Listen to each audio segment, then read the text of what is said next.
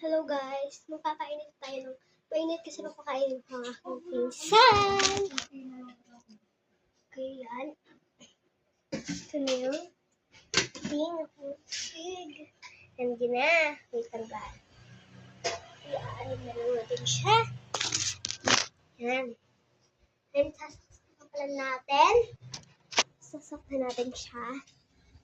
Guys, yan. Saksak na natin siya. So, maghahanda na tayo ng kape. So, kunin na natin yung kape natin, guys. Mahilig kasi sa sabaw kape yung pinsan ko. Kaya, gawin na natin. Let's go. Ano pala siya? Kape at asukal. Yan. Kunin tayo ng baso. May nagtan ko siya sa kawit asukal. Simula pa ng bata siya. So guys, ito na. Ito na lang tayo. Gusto na natin yung kape. Gusto na natin ito guys. Pwede tayo ng kutsara.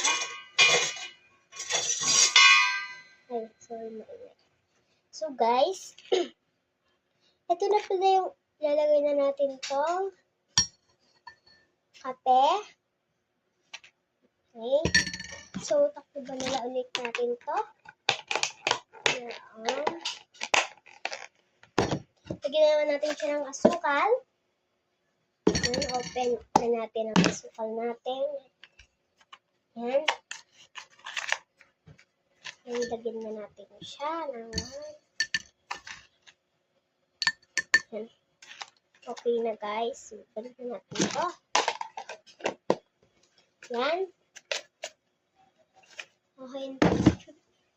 So, lagyan na natin siya lagyan guys. Handa na natin ang kanin. Ito. And, kailangan natin bilisan kasi malapit na yung time.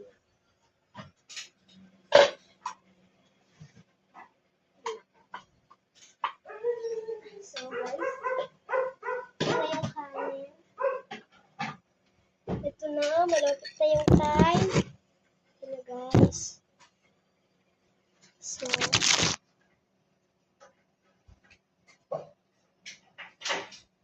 hindi po siya mainit.